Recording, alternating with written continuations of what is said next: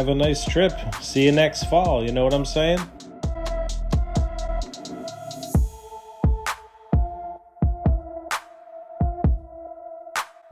What's up, everybody?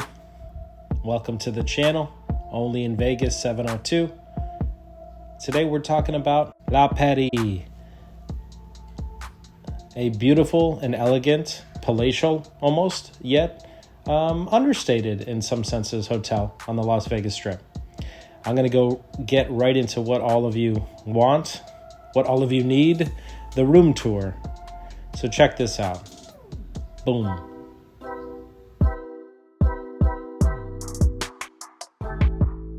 This is the balcony room, which used to be part of Horseshoe, but was a recent acquisition by Paris.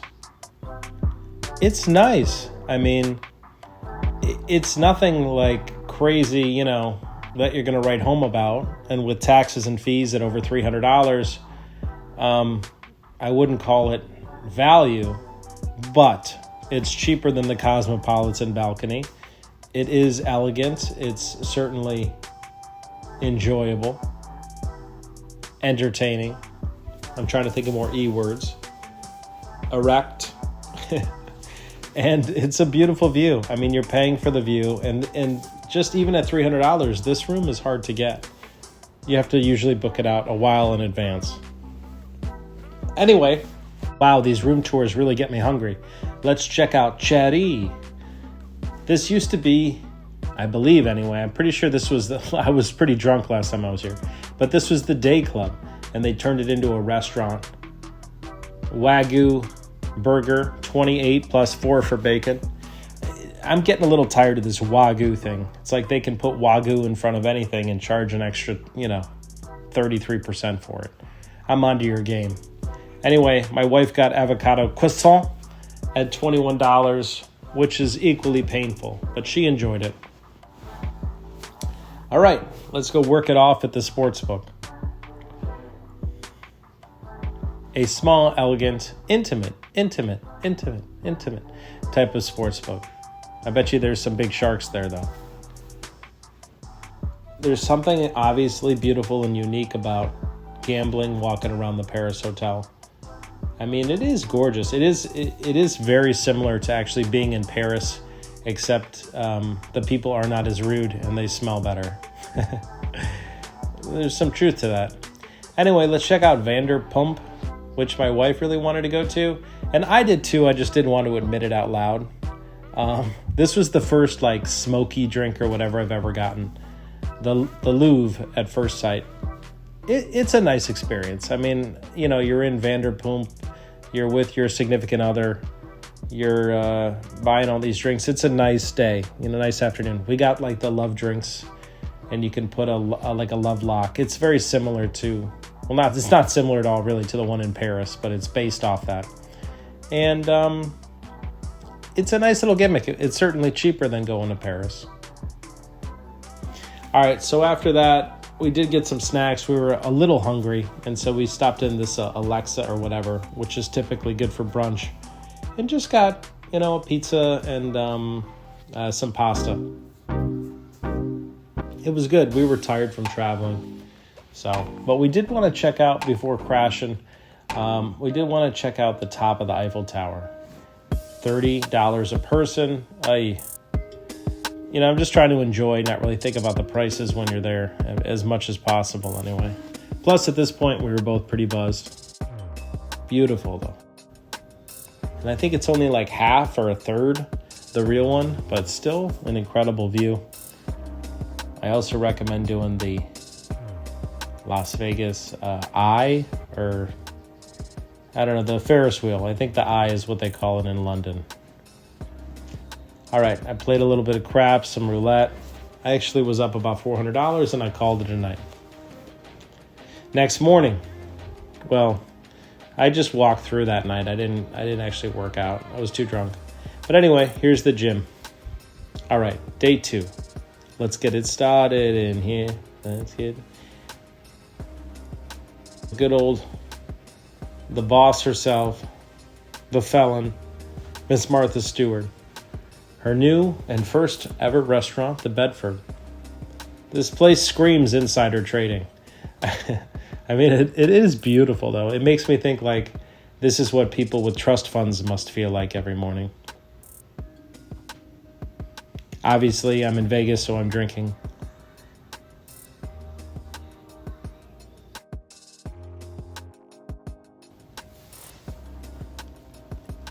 Typical Vegas prices, but I like the simplicity of the menu.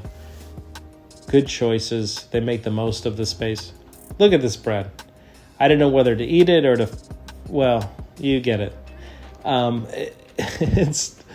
Here's the steak tartare. Good. I don't normally get steak tartare, but I was in the mood for something different. Also, here's some of the short rib rigatoni. It was pretty dank. I didn't need an afternoon nap sleeping pill. Look at this. All right, look how they slam my food down like that, right? If I wanted someone to slam my food down, I would have just invited my ex-wife. Yeah.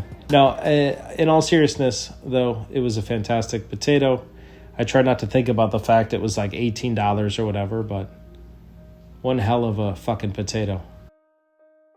Some of that lemon meringue. I'm pretty sure it looked the exact same way going out. Overall, for being at the Bedford in Vegas and ordering exactly what we wanted, not too bad.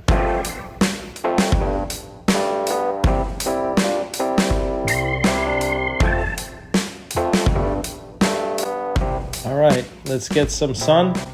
Walk on the pool a little bit.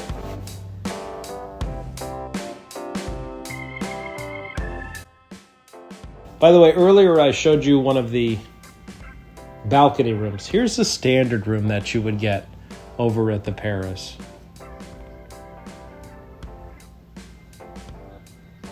One of my family members was actually staying in a standard room at the time, so I just went ahead and got some of their footage right after checking in before they got it all messy. And all that pool action, gambling action has made me hungry again. Let's check out Gordon Ramsay's steak. It's a very unique, well-designed restaurant, and you'll see a lot of this red tint on everything that has to do with the background. Sort of when you walk in, it's almost like a subway entrance or something. It's hard to explain, but it's really cool. Anyway, once again with the Wagyu this, Wagyu that, regular Vegas prices, but beautiful atmosphere, fantastic service. And the bread and drinks were getting us excited and ready for dinner. So let's get into it. We did blow our budget at this dinner. We got a seafood tower, whatever. I mean, it's really not that much. It was like a dozen oysters, some of the cocktail shrimp, and some of the king crab. It was definitely, amazing, but a lot of the ice and everything is clearly for the delivery of it.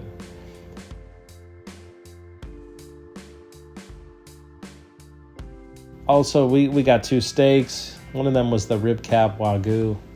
Fantastic. Some béarnaise sauce, some asparagus, some mushrooms.